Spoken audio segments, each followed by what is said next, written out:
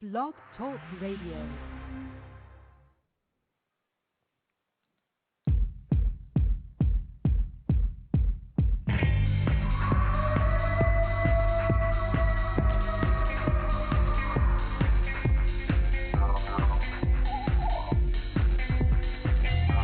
Welcome to Sasquatch Watch Radio with your hosts, Billy Willard and the Blog Squatcher. Strap in, hold on tight, get ready, because it is about to go down.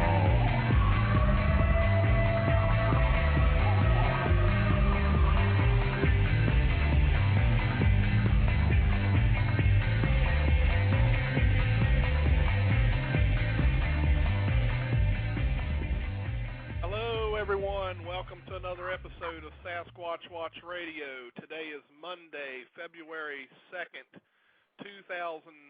Hard to believe it's February already. I swear to God, it feels like we just got over Christmas.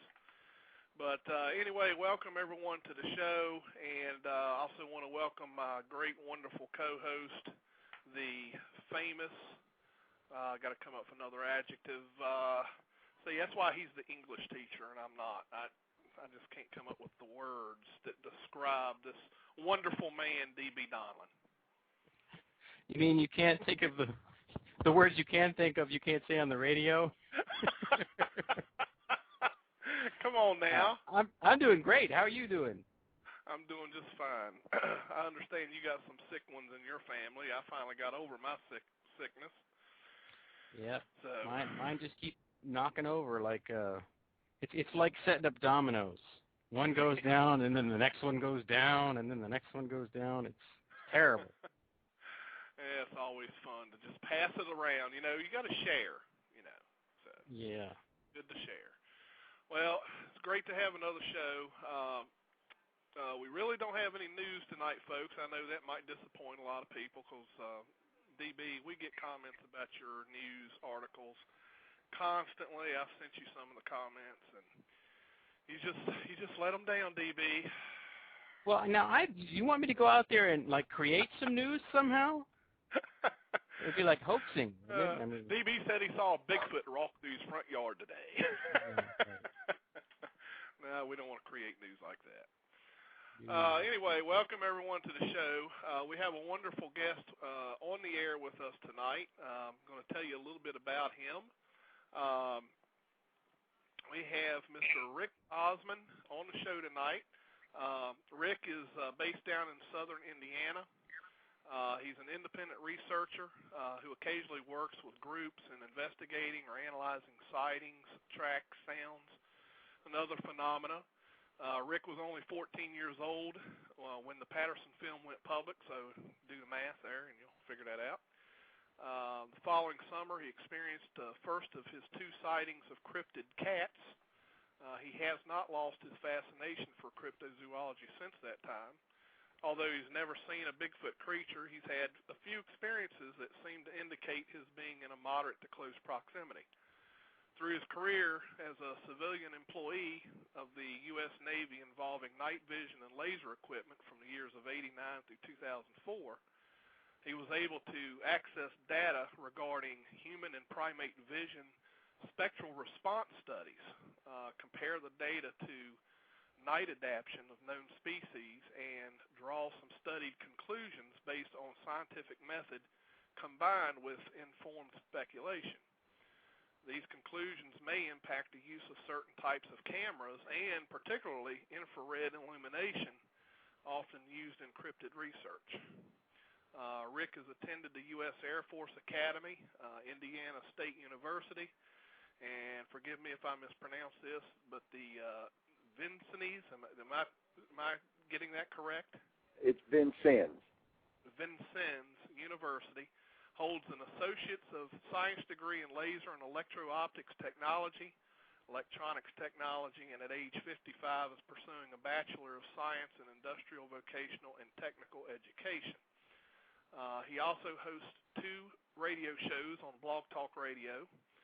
one being the Oopa Loopa Cafe and Unraveling the Secrets, discussing diverse subjects including pre-Columbian contact, secret societies, UFOs, and, of course, cryptids.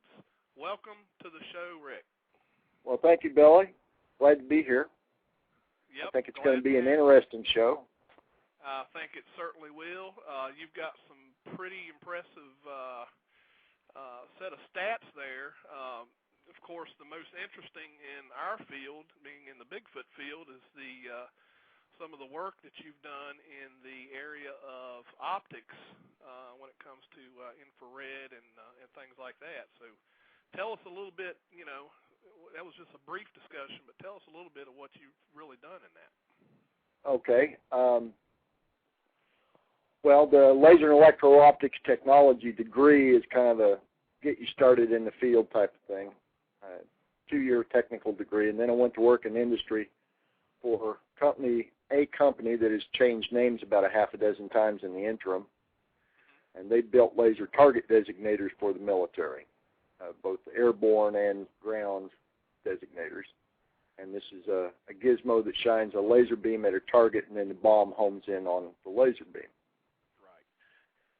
Then after I got fed up with the industry side of it, I went to the government side of it and took those skills and experiences with me, and that's where I fanned out into the night vision realm, night vision as well as thermal imagers and all that stuff, and of course still working with the laser target designators and aiming lasers for small arms, and some other stuff that was laser related. But the bottom line is I got pretty well versed in image intensifier systems and thermal imaging systems. Right. Now, speaking of thermal, I just want to ask you this real quick because there's a lot of different preferences out there. Out of all the thermal imagers out there, what, in your opinion, is the best one? The cheapest one. Really? Quite frankly. Get the cheapest one because, first of all, it's the closest thing that normal people can afford. Secondly, all you're looking for with a thermal imager is a heat signature. It doesn't matter how much you spend on it, you're not going to get truly high resolution unless you want to go into the several hundreds of thousands of dollars. If you want to get to the high quality that they use for space-based thermal imagers, then take lots and lots and lots of money. Win the lottery a couple times. But for the pocket thermal imagers that are out there that are low resolution, I mean, typically they're less than BGA or quarter BGA resolution, they still give you a heat signature. If there's something hot out there, you will detect it. Right. And that's what you're really after anyway. Right. In fact, I'd go even cheaper than that. If you're on a truly on a budget, go down to a local sporting goods store and buy what's called a game finder. Yeah, and or a life finder, it's termed a couple of different things, but usually it's called a game finder. And it just so happens that the guy who owns that company is a friend of mine that I met through working with the Navy. But this gizmo, you pan it across a scene, and if there is a heat-emitting body in that scene, it will give you a signal. Now, it won't give you an image. It'll give you a signal and a direction because you know when you pass that heat-emitting body. So I've always wondered on those, I've seen those, and I've actually held one. I've never used it for any length of time.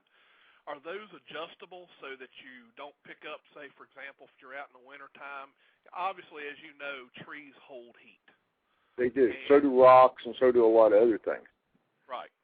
What they've done with this, it is, to a certain degree, it is. Now, quite frankly, it takes a little training to get really good at using it, but that's true of most things. Right. And with a little bit of practice, you'll never get as good as Jerry is. Jerry's a guy that invented it, but he's been using them for 20-odd years, so we're probably never going to catch up with Jerry. Right. But I worked with one for 3 or 4 hours, and I got pretty good at it just in that amount of time. So if you go out on a regular basis on excursions or expeditions or whatever you want to call them, outings I call them, and use this thing, then you get pretty good at it. And you can tell the difference between, say, a bird, which is a warm-blooded animal, and something bigger. You can adjust them so that it ignores 40 or 50-pound dogs but catches the 75-pound or 100-pound deer. Mm-hmm. So, yes, there is some adjustment to it, but it does take quite a bit of practice to get really good at it. Right. Getting back to the thermal imagers, if I may, the little pocket thermal imager, which the prices have come down quite a bit. When they first came out, they were $12,000 or so. Right. And now I think last time I looked, you could get one for like $4,500 if I recall correctly, but then I've slept since then, so I don't recall the exact price. But those will do the trick, certainly. Now, $4,500 versus a couple $100 for a game finder. Take your pick. Right.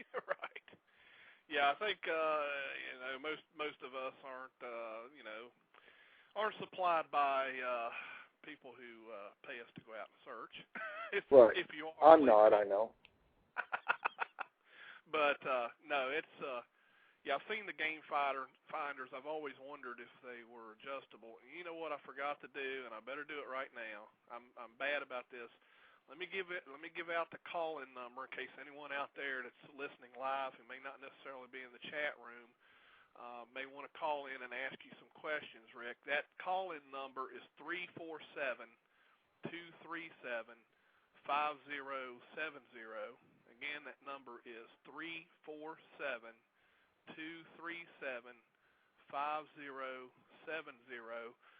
Please feel comfortable calling in. Nobody here bites, and I'm sure Rick would enjoy answering any questions you may have. I'm going to go ahead and grab. Yeah, I'm going to go ahead and grab this first caller. We all know him. And then another thing is all the callers. I just want all the callers to know that we are going to start limiting the amount of time that we keep callers on the line to allow for more people to be able to come on.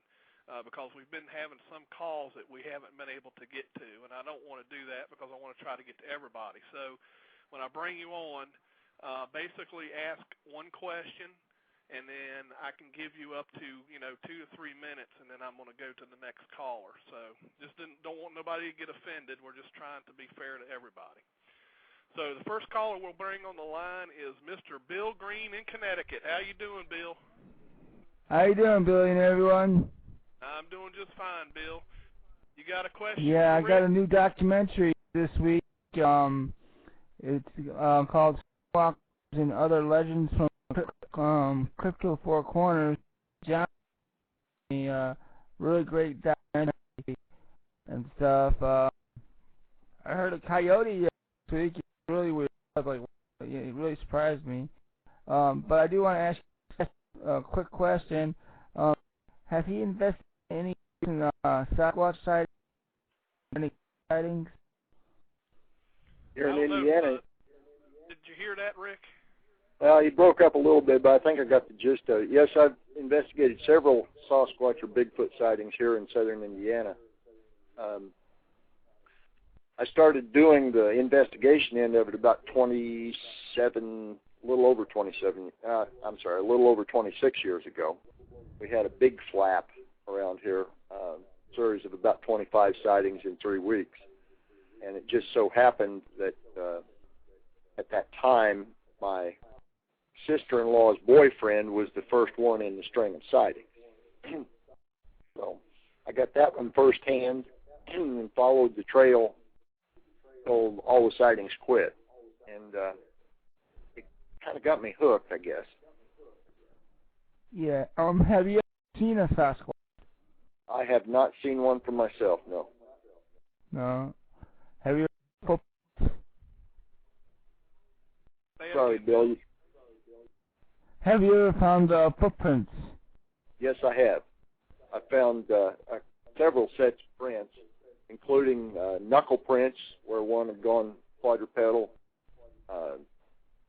Found lay spots, where it sat down or laid down for a little while, but never found a critter. All right. All right, thanks. How's your investigation going about that sighting there? up in Virginia? Well, we're working on 2 of them, Bill. I got some new videos from a trail camera system that I'm going to share with everybody. If I don't get it finished uploading tonight, I'll get it tomorrow. Everybody, it's pretty funny, so I think y'all will enjoy it. Just a heads up, it's not a Bigfoot, so don't get your hopes up. If that was the case, I'd be ecstatic right now. That's not what it is, so don't worry about that. But we're still steady working on them, Bill, and appreciate you keeping up on it.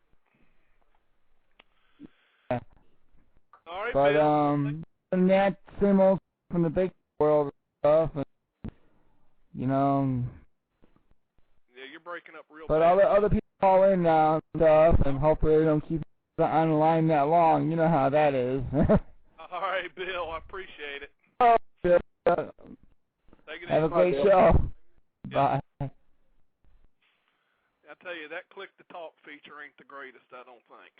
Nope, it's not. But I guess it's good for folks who may not have long distance and can't call out. I mean, at least they have some type of avenue where we didn't before, as y'all remember when we first had Blog Talk. But Correct. anyway, let me get with DB real quick. DB, have there been any questions from the chat room? No, there have not. Okay. They're in there acting saucy, but they're not asking any questions. Well, let me take a guess. Is John Cartwright behind it? Well, he's kind of an instigator, but he's not up to his usual tricks just yet. He did want to know if our guest would be willing to say who the best Sasquatch investigator in Virginia was, and of course, Rick, you're supposed to say then, well, John Cartwright, obviously. Oh, well, I didn't know John was in Virginia, but see, I would have said Billy, but that's just me. Feel the burn, John. Feel the burn. Oh, boy. We're going to have a fight now. Watch out. Must be a toss-up. I have a 2-headed $50 here, so. You did know that I was in Virginia also, didn't you, Rick? I would have guessed that, but I wasn't sure about that, DB. So you left me off the equation anyway. Okay. Well, then I don't have a 3. I don't have a 3-headed $50. Feeling the burn. Carry on. Yeah, that's one of the things I do best is carry on. A little bit of insight I have about the number of strange sounds and awful smells that one hears when one is out on an expedition or an outing. I found that it's directly proportional to the number of bowls of chili you had back at camp. Yeah. So where do you want to go, Billy? You want to talk about night adaptation and IR? Yeah, we can do that. Let me get DB to ask that question I saw just come up in the chat. Okay. You saw a question? Because I didn't see one. Oh, I see some all caps. Yeah, the all caps there are JC saying, no, people, I am still the best. Pay no attention to Rick. It's right above that one, DB. All right. I see. It's not what thermal device company did he work for? I didn't work for a thermal device company. My experience with thermal was while I was a civilian employee of the Navy, and we did all of it. I mean, anything that the Navy or Marine Corps or Special Forces used came through our place. So, gotcha. We did engineering. Acquisition engineering was my end of it. So I was, with a technical degree rather than an engineering degree. I worked as an engineer and as a contracting officer's technical representative. Say that one 3 times real fast. So I went out to the companies that did make them and did witnessing on their testing and went through all their blueprints and everything. Either signed off or didn't. I made some enemies within those companies, but I also bought a lot of good gear. So. Right. Yeah, go ahead and talk about what you were getting ready to go into, actually. Okay. One of my responsibilities when I worked for the Navy was to establish laser safety rules for the systems that we bought, as well as to inform some of the users regarding the safety aspects of the laser systems that we bought for them. And as you probably know, lasers can damage your eye pretty badly. A high power or even a medium power laser, particularly if it's in the infrared region where you can't tell that it's on, can damage your eye before you even know you've been exposed. So part of the research that went into establishing laser safety rules was conducted by the Army at the Navy facility where I worked back in the late 60s, before I ever got there. And they did it with rhesus monkeys. They actually exposed the monkeys to laser light at various wavelengths to find out what the damage threshold was to the retina. They didn't blind them. They just found the threshold, and some minor bleaching on the retina was enough to say, okay, that's too much. Right. So in order to find out what the response was to various infrared light, they had to guess, because monkeys wouldn't tell them if they saw it. So they would flash incoherent light in that wavelength off in periphery vision, and if the monkey looked that way, then they knew the monkey saw it. So the human response has been pretty well established, and most textbooks or reference books will tell you that it's 400 nanometers to 700 nanometers. So that's, you know, the very deep blue to the very far end of the red, visible red. A few people, particularly when they're night adapted, can see beyond that. They can see to as much as 720 nanometers. Right. What they found with these rhesus monkeys was that they could get a response out to about 750 nanometers, so considerably further than humans. Right. And unfortunately, that's the only non-human primate data we have regarding infrared response, visual response.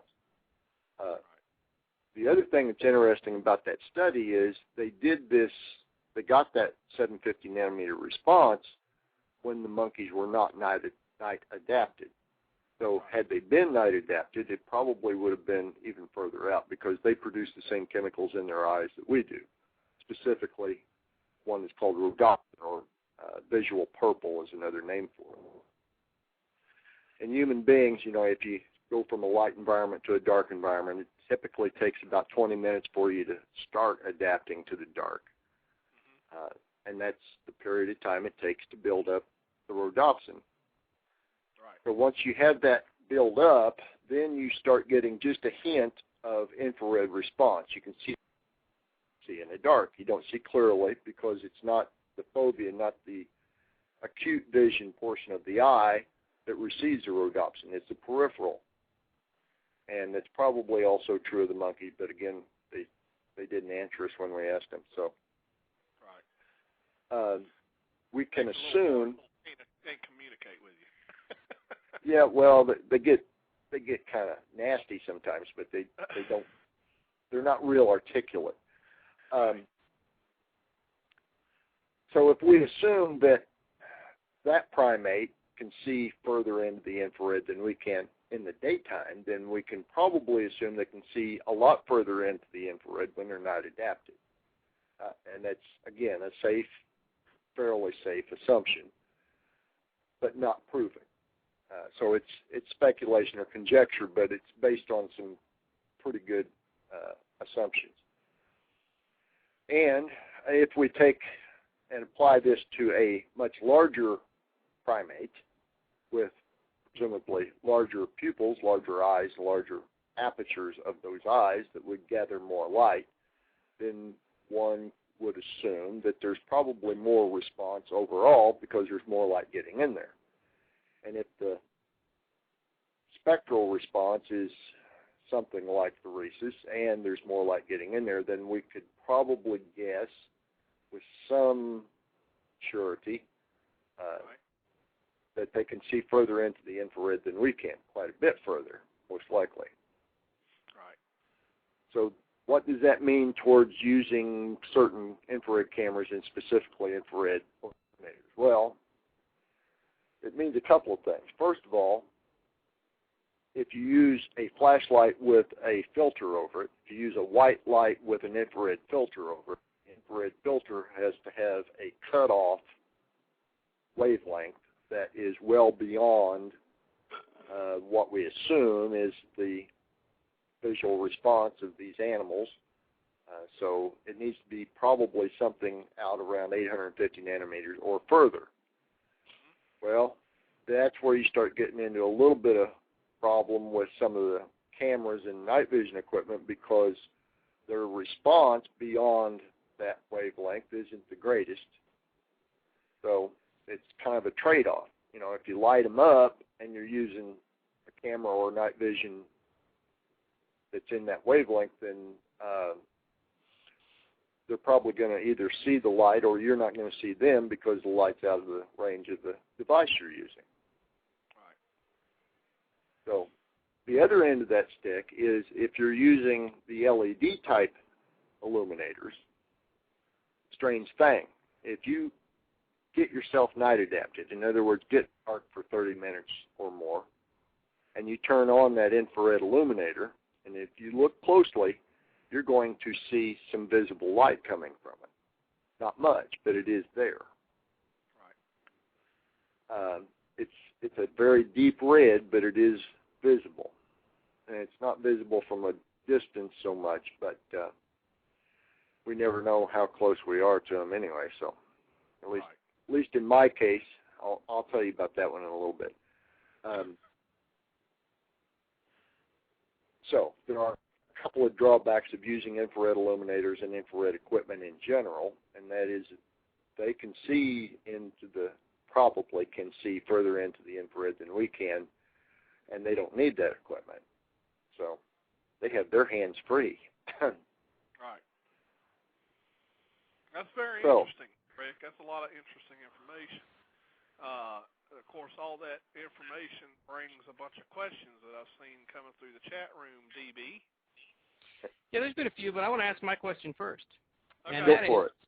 That is, a biologist told me that he didn't think that a creature like Sasquatch would be able to see in infrared, because then he would be seeing the infrared heat that his own body threw off, and he would lose his visible, he wouldn't be able to see past his own body heat.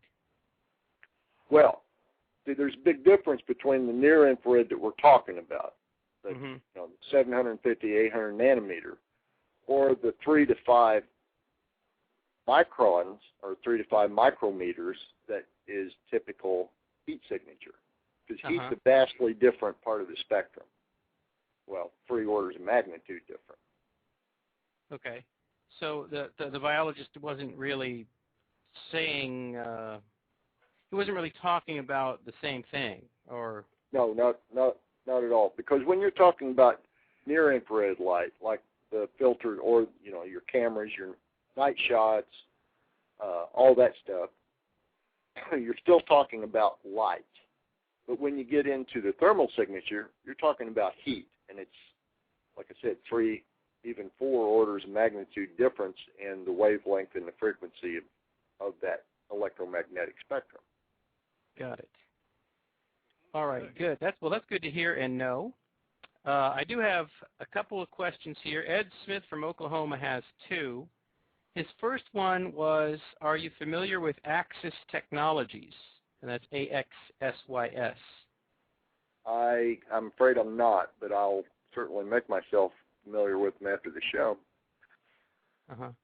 His second question is, was the information about the infrared study with the monkeys made public? It is not classified, but it's not been published so much. I take that back. Actually, it was published, and it was in a scientific journal, but it was never published in a popular publication of any kind, or at least not that I'm aware of.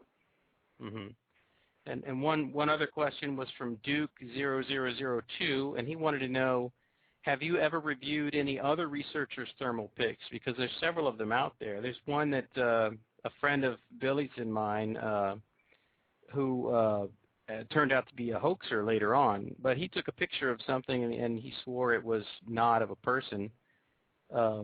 And a few people commented on it and said that, well, they thought they could see clothes in it and what have you.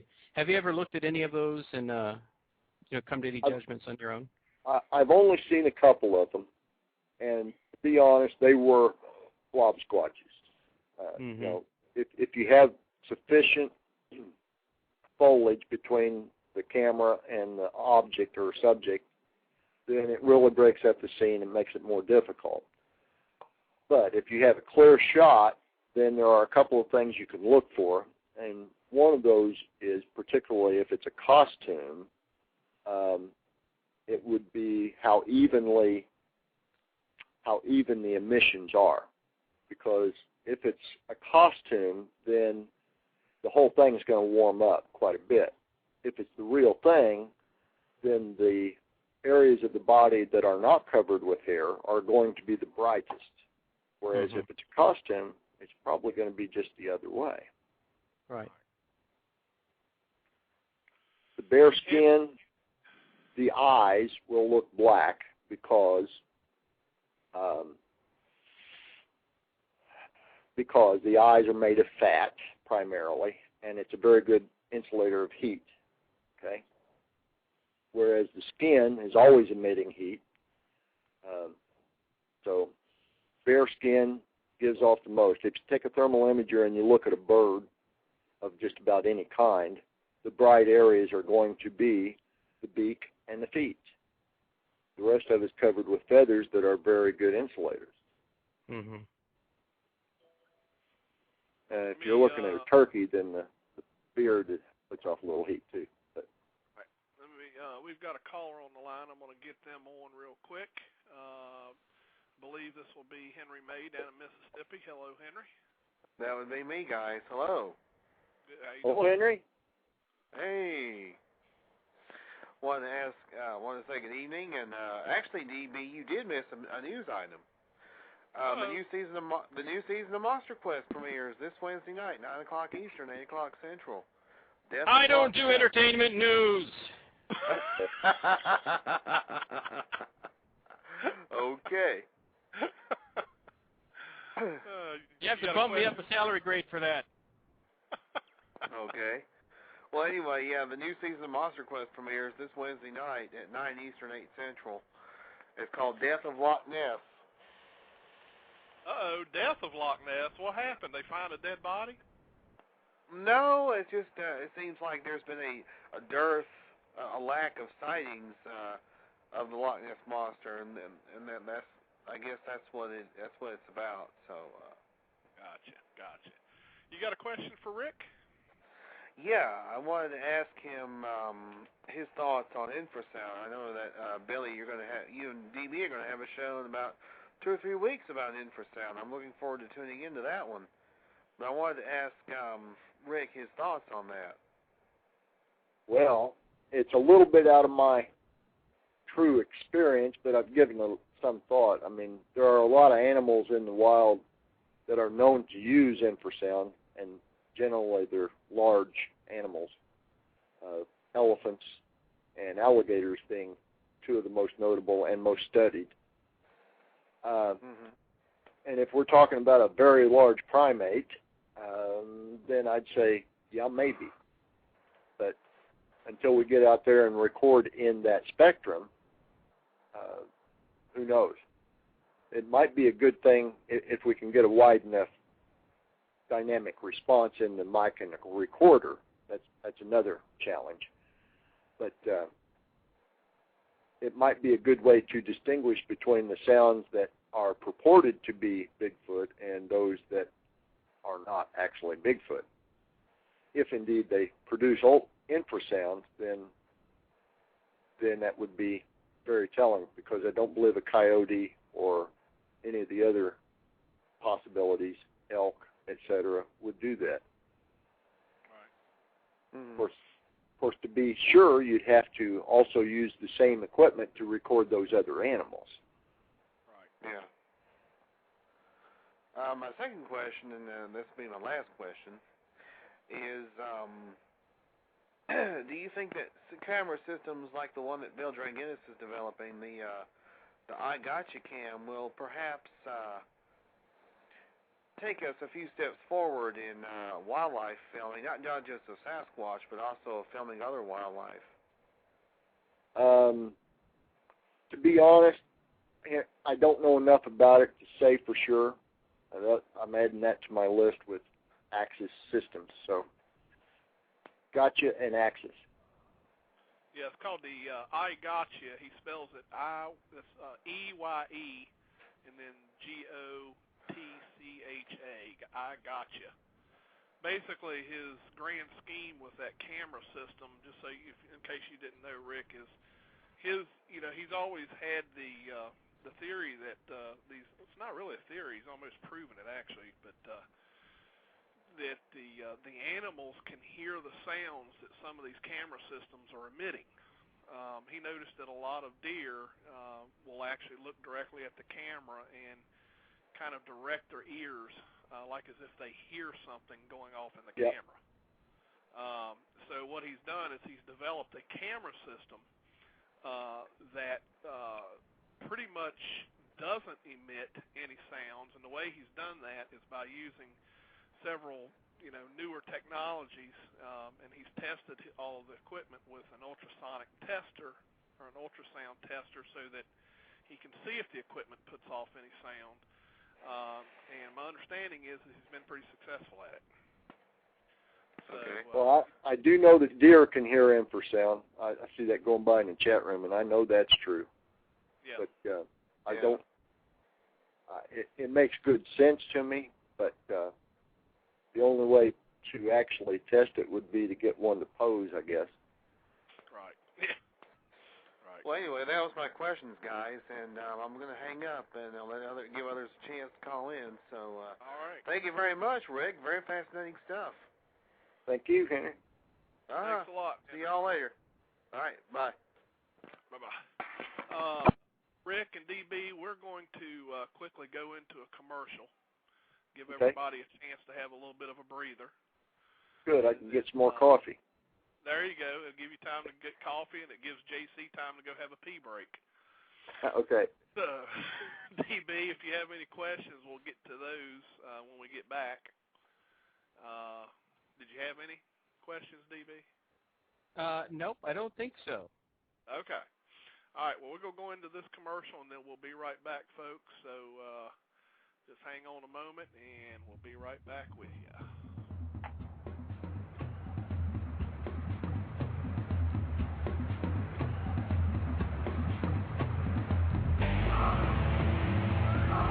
You are listening to Sasquatch Watch Radio. Stay tuned.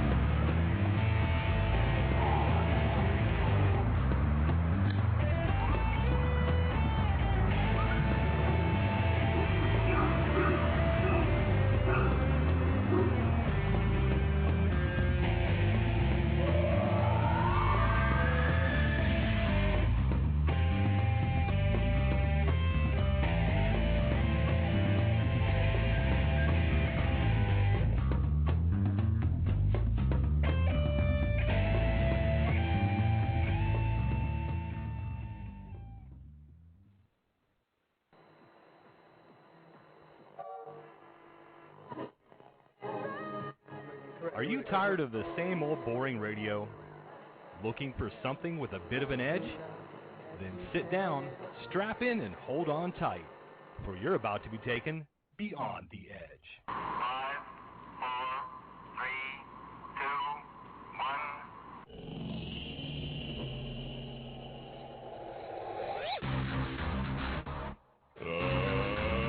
Let's get ready to rumble!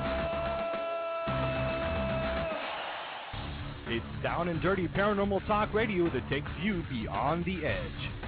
Join us here on Blog Talk Radio Friday nights at 9 p.m. Eastern for Beyond the Edge Radio, as we interview the everyday investigator to the seasoned researcher. From ghosts and hauntings, demonology, UFO and alien life forms, cryptozoology, psychic phenomenon, and other mysteries and unusual anomalies. Paranormal Talk Radio that goes beyond the edge, and it's right here every Friday night at 9 as we take you from the boring everyday normal into the world of the paranormal. Think you're brave enough? Then lock your doors, open your minds, and join us if you dare. Beyond the Edge Radio, Friday nights 9 p.m. Eastern, only on Blog Talk Radio. Beyond the Edge Radio is an anomalous entertainment production. Check us out at beyondtheedgeradio.com.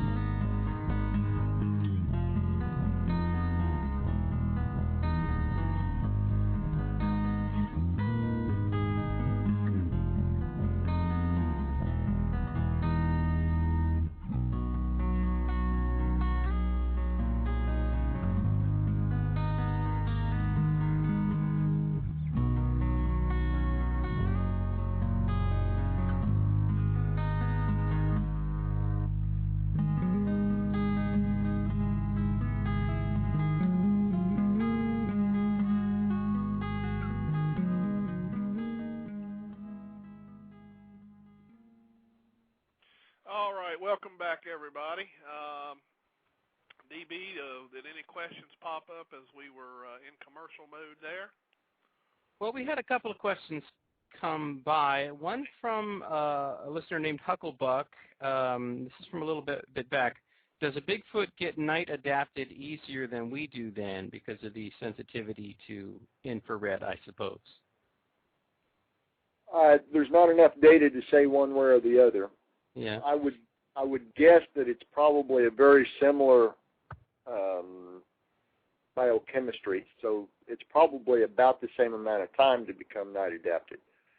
Mm-hmm. However, I will say this: they are you typically think of them being in the woods and not around streetlights and such. So once they're night adapted, they stay night adapted. Whereas we use flashlights and cigarette lighters and anything, and any little flash of light like that will absolutely ruin your night adaptation, and it takes another 30 minutes to get it back. So it's not so much, I feel, it's not so much a matter of them adapting faster or better, it's just they're less likely to be exposed to artificial light than we are. Mm-hmm.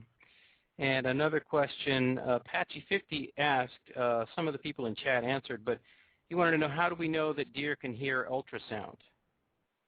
Well, from my personal experience, I took one of the old mid-60s Zenith TV ultrasonic remote controls out and experimented, and they responded. So I have to assume that, yes, they heard it. Mm-hmm. Right. I think Bill Dringinnis has several videos from his own equipment that he was using prior to the I Gotcha system, where when these camera systems would trigger, the deer would immediately look into the camera with their ears focused, like as if they had. Yeah, a lot of these cameras use ultrasound for the autofocus function. Right. And the sound bouncing back from the target gives them a distance at which to focus the lenses. So you can do that optically, but typically you're using infrared light or something like it, or you're using very expensive software techniques with edge detection. Right. And for most cameras in the consumer range, that's not an option. Right. Any other questions, DB? No, not at the moment. Okay.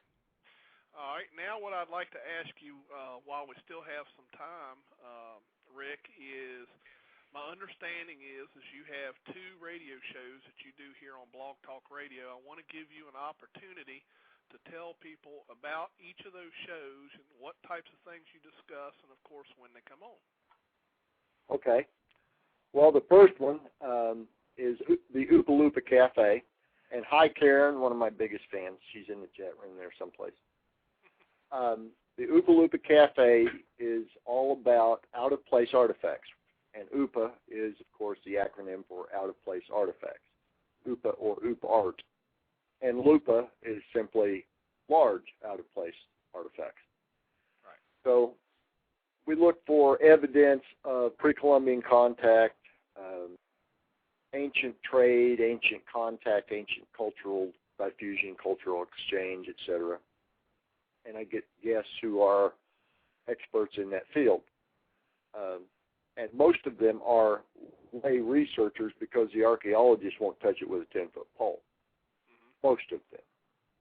A few of the anthropologists will, and most of the historians won't touch it either. But I found some interest among the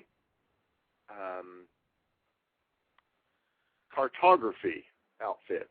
Some of the experts in cartography are convinced that a lot of people actually had contact or at least knowledge of the Americas before Columbus did, particularly when they go look at things like the Vinland map, etc. And, of course, then there's always the Kensington runestone. But still with me? Yep, still here. Okay. Because I had something strange come up on my phone. Anyway, Kensington runestone was discovered in 1898 by a guy by the name of Olaf Ullman, and immediately they said he hoaxed it. Then some geologists who tested it said, well, if he hoaxed it, he did it 200 years before he was born. And because it was in Minnesota, and Minnesota wasn't settled until roughly the 1860s or so,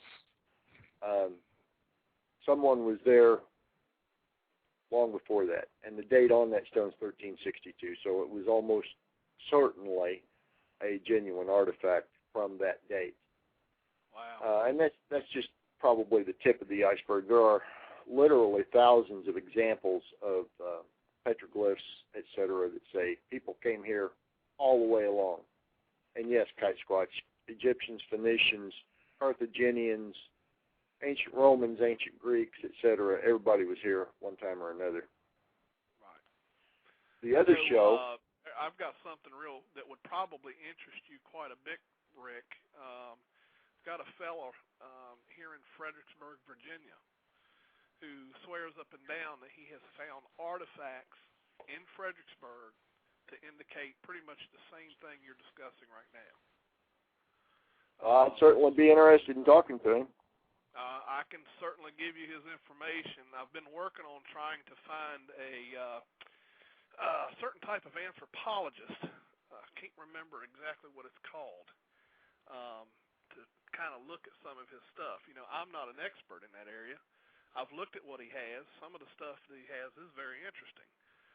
But I'll certainly pass along his information to you so that you two can communicate. That'd be great.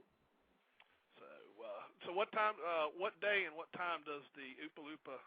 Okay, it's on each Thursday night Okay. at 9 p.m. and it runs 2 hours. I just go ahead and use up all the time they'll let me. Okay. And this month marks our second anniversary, so it'll be 2 years cool. at the end of this month. Congratulations. Thank you. I've got a few academics that have been on the show. Most of them don't realize what they're getting into when they come on my show, but that's okay. I don't skewer them or anything. So most of my guests are lay researchers. That doesn't mean they're dumb or stupid or crazy. It just means they don't have the credentials to go along with what they're talking about. And, of course, those with credentials can't touch it because it's not within the dogma of their field. Correct. So the other show is pretty new. Actually, it just started last month. Okay. And it's called Unraveling the Secrets. And it's a UFO, abductions, hollow earth, secret societies, New World Order, shadow government, shadow people, anything goes. Mm-hmm. And we've had quite a response to it. I'm the co-host. I'm not the host. I'm a co-host. Dennis Crenshaw has been studying UFOs and all that other stuff for 45 years or so, following a sighting he had in 1962. And he's got he started out with a newsletter. I don't know if you've ever seen the movie Conspiracy Theory, but Yes. I've often thought that that main character, Jerry, that was a little bit crazy in the movie. Anyway, I think the background of that character was probably modeled in part after Dennis, because Dennis had 10 subscribers to his newsletter too.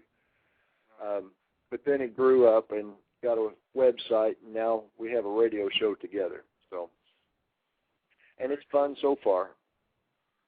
And that one And comes on again. It's called Unraveling the Secrets, and it's on Saturdays at midnight, or Sunday morning if you're on the East Coast.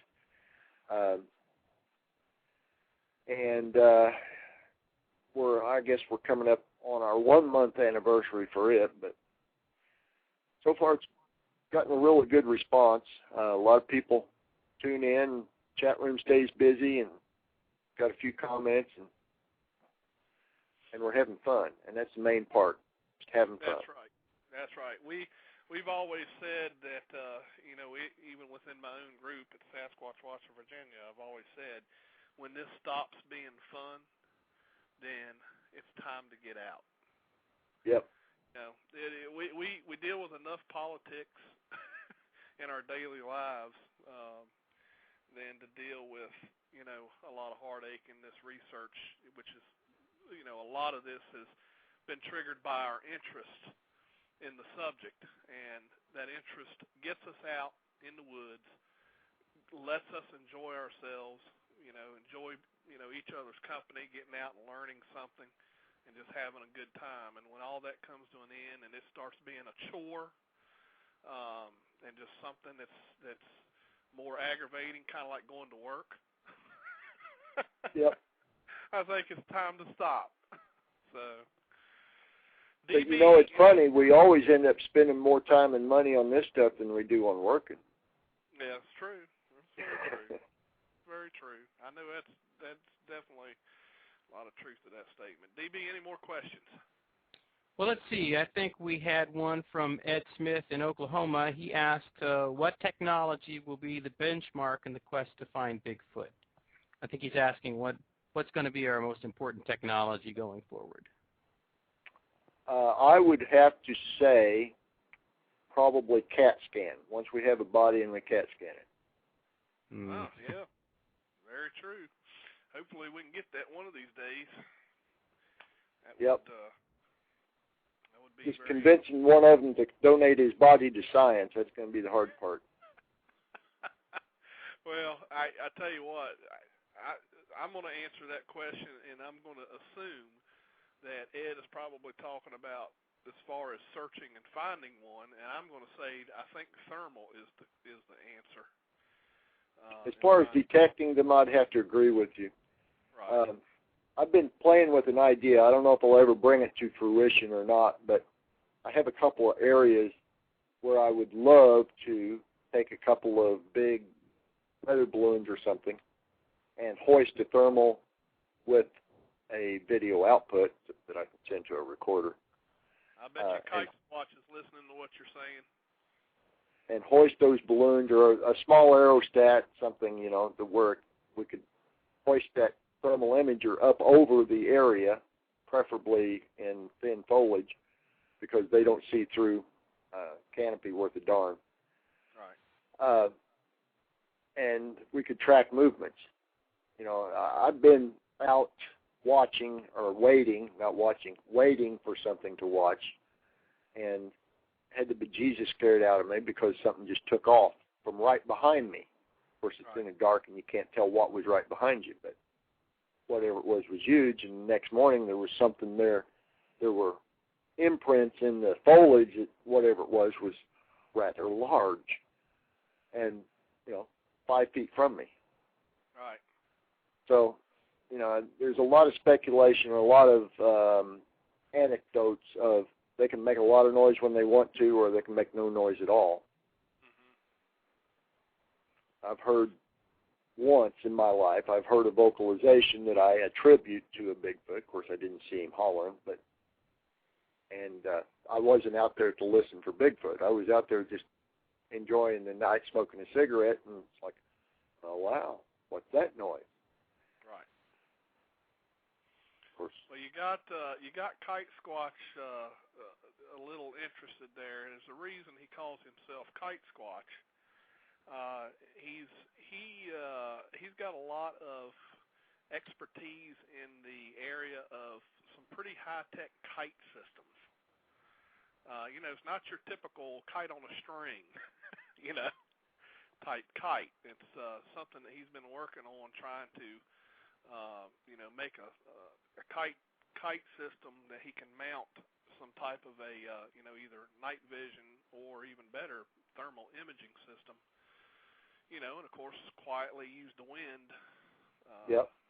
To maneuver the only problem I see with that, and it's not necessarily a killer, but the wind usually lays about dark, and that's when we usually start hunting for them, is about dark.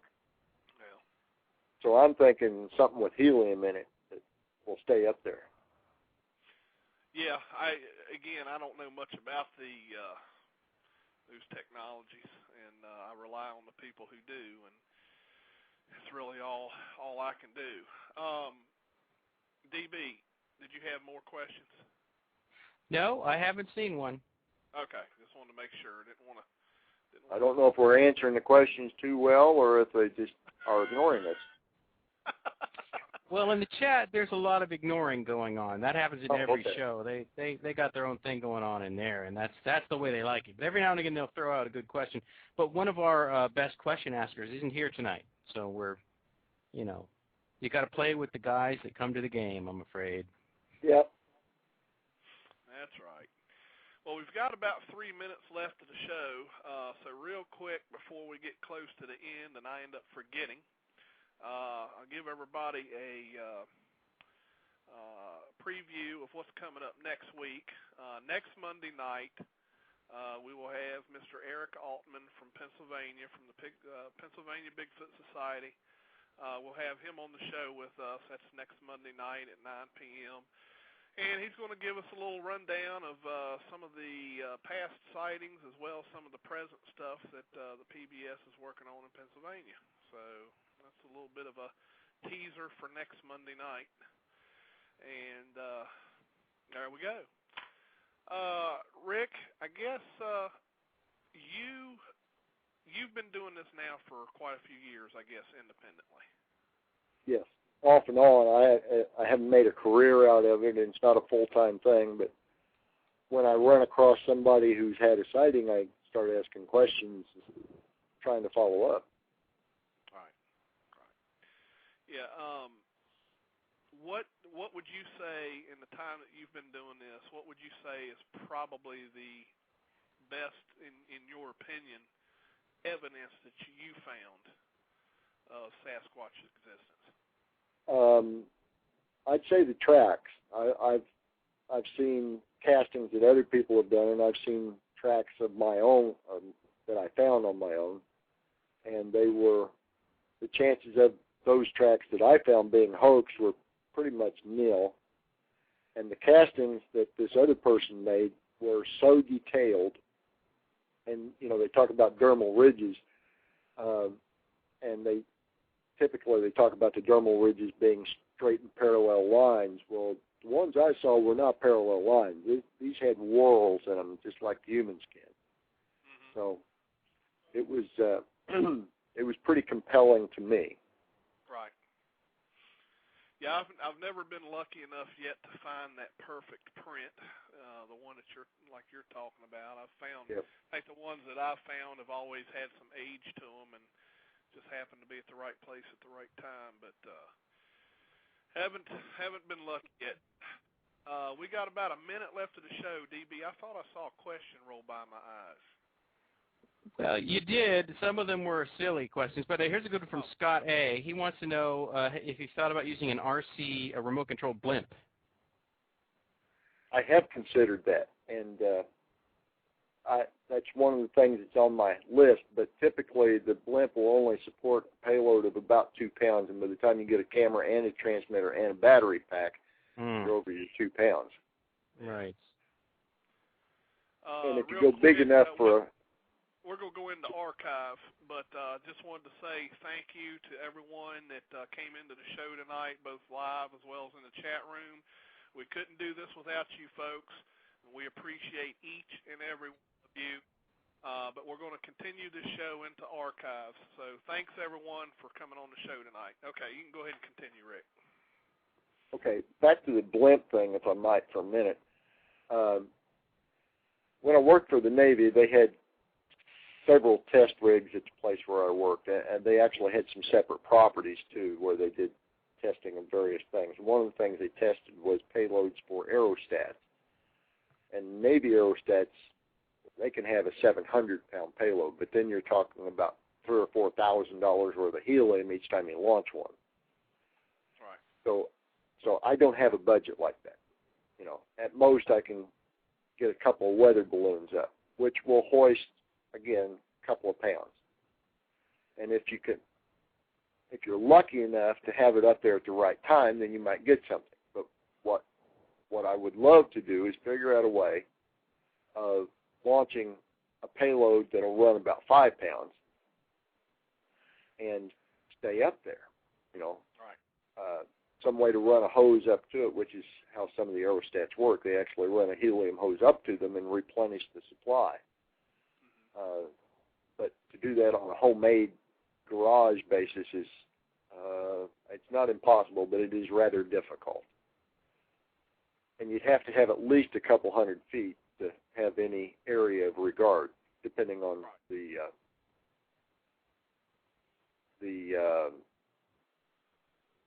field of view of your camera. Right. Very interesting. DB, I think I saw you mention something that you had a question from Karen. Yes, Karen O. wanted you to talk about Bigfoot cave paintings. Is there something that you know about Bigfoot cave paintings? I am aware of a couple of paintings. Hi, Karen.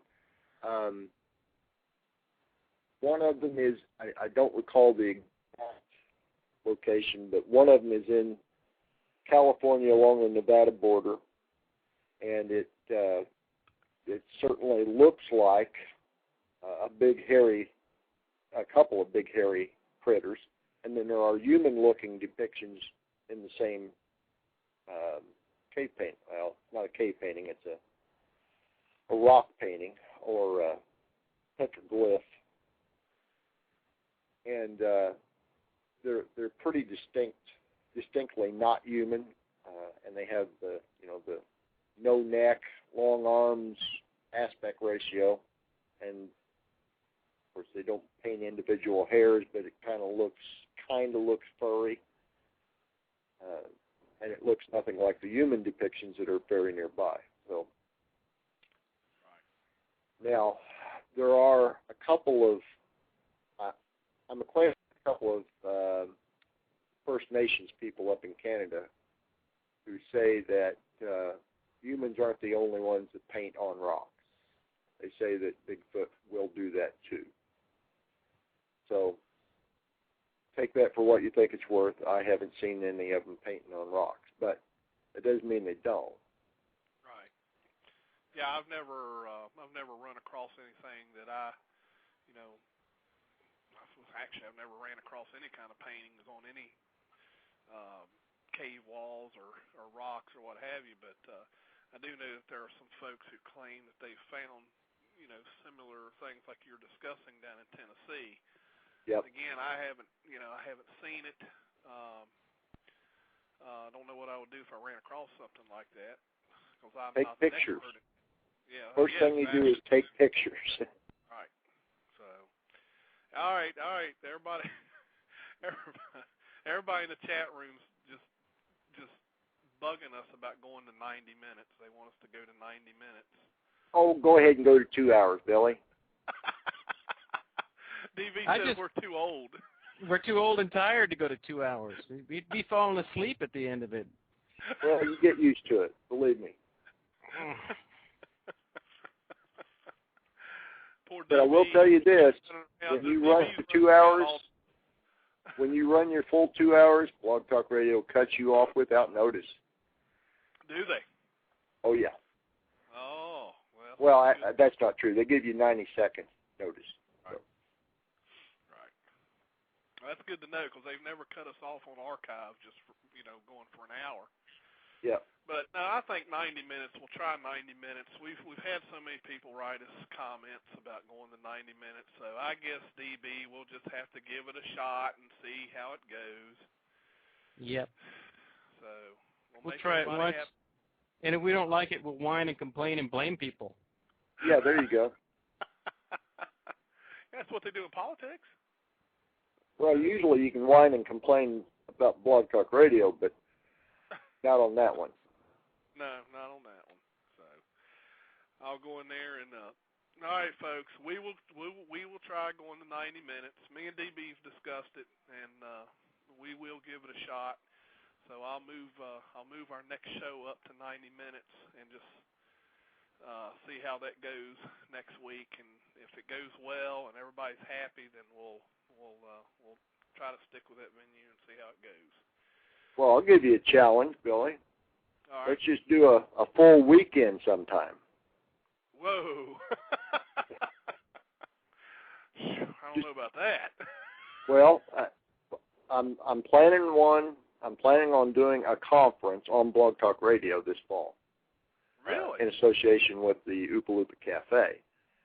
Of course, they only let you schedule 2 hours per show per day. Right. So I have to come up with some aliases and then bounce back and forth between those shows. Ah. I see. We're actually going to do a 2 or possibly 3 day, probably 10 hours to a day conference.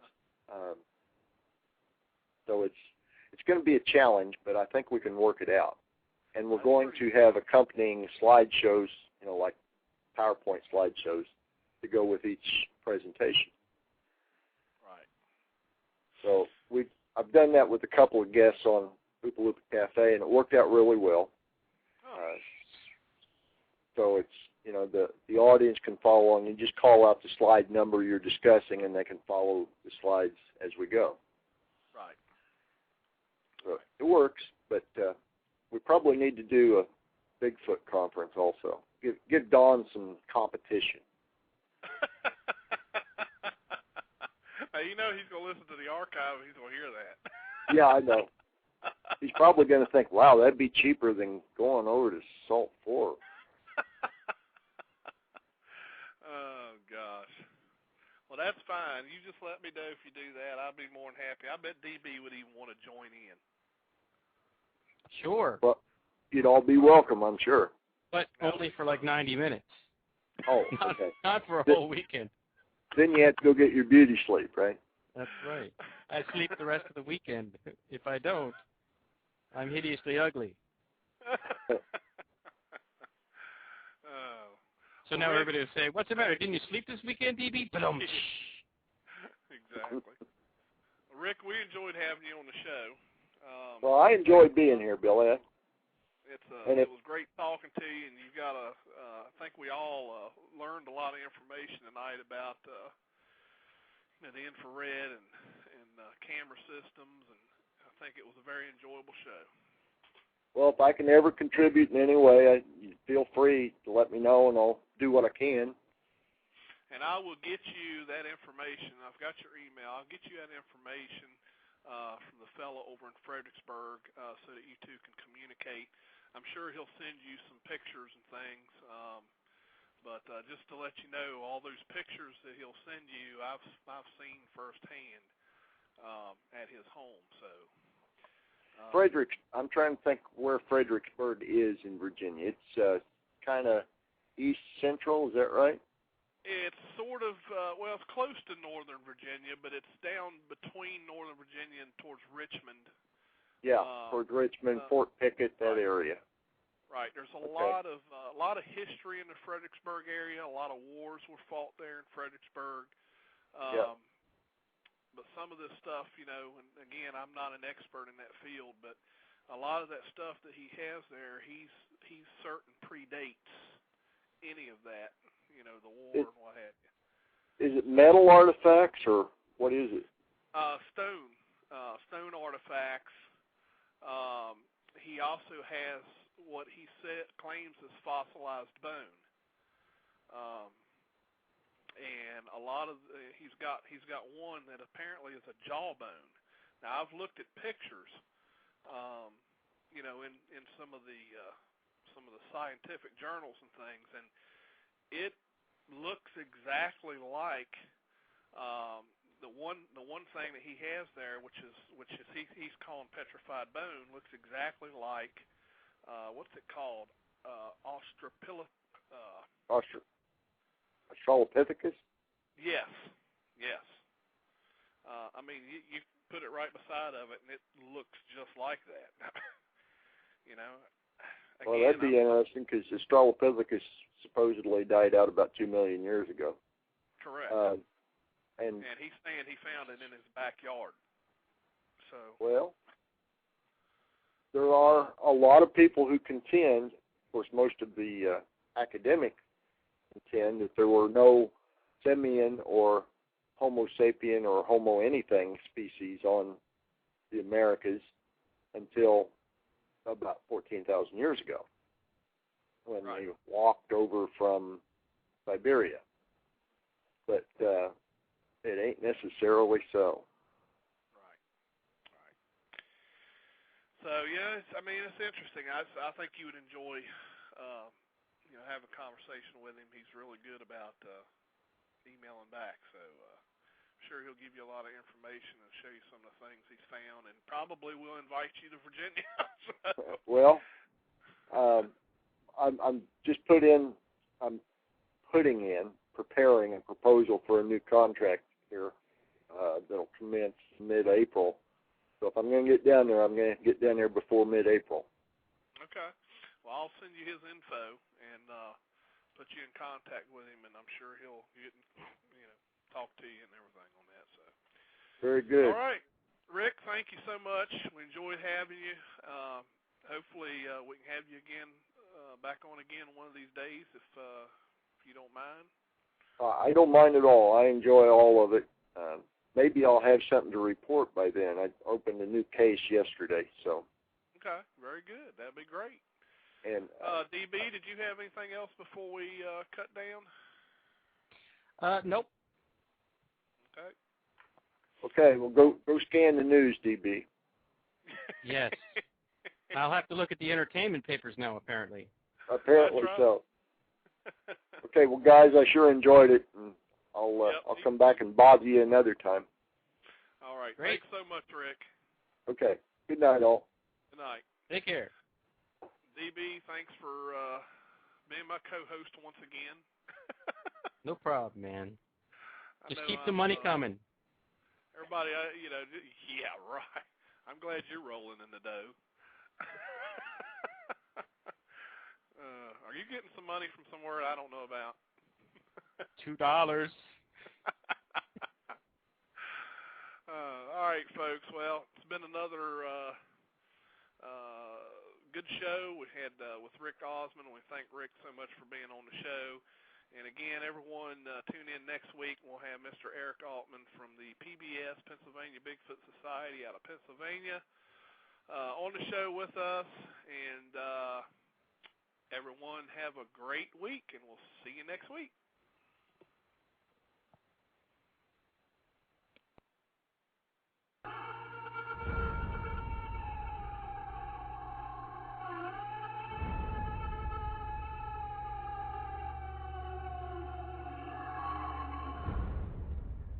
A legend silently stalks the forest around the world, leaving giant man-like footprints in its wake. Skeptics scoff, while the true believers search for the answers, and those who have seen it will never forget.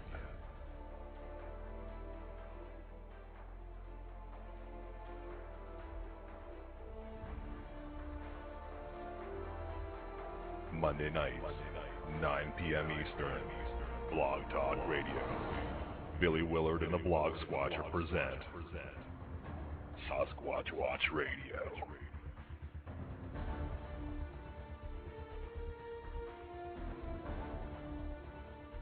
Your hosts Billy Willard and Dee Donlin bring you 60 minutes of the latest news and information, newly discovered evidence, and interviews with those searching for the truth and those who have seen it. Do you believe? Want to know the truth? It's out there waiting. Monday nights, 9 p.m., Blog Talk Radio. Sasquatch Watch Radio. Sit down, hold on tight, get ready, because it is about to go down. blogtalkradio.com/Sasquatch Watch Radio.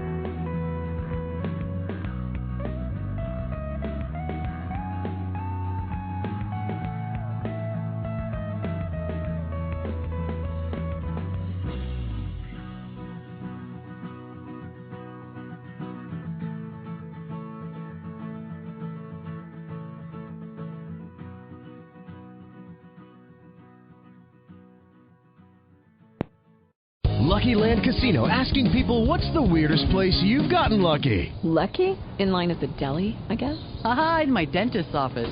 More than once, actually. Do I have to say? Yes, you do. In the car before my kids' PTA meeting. Really? Yes. Excuse me, what's the weirdest place you've gotten lucky? I never win and tell. Well, there you have it. You can get lucky anywhere, playing at LuckyLandSlots.com. Play for free right now. Are you feeling lucky? No purchase necessary. Void where prohibited by law. 18+. Terms and conditions apply. See website for details.